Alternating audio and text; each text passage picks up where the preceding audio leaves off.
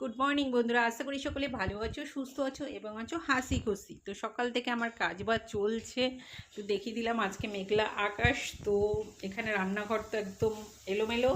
এখন চলছে নিম বেগুন, এটা দুপুরের জন্য হবে। বেগুনটা ভাজা হচ্ছে, তারপরে দেবো নিম পাতা। এদিকে হচ্ছে টকের ডাল, টমেটো আর তেঁতুল দিয়ে।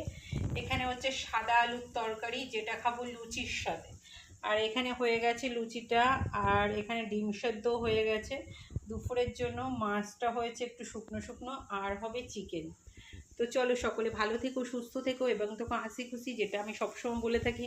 আর নিম বেগুনটা আমি করব, যেমন নিম পাতাটা ধুয়ে ভালো করে এটাকে শুকিয়ে গুঁড়ো করে রেখেছি।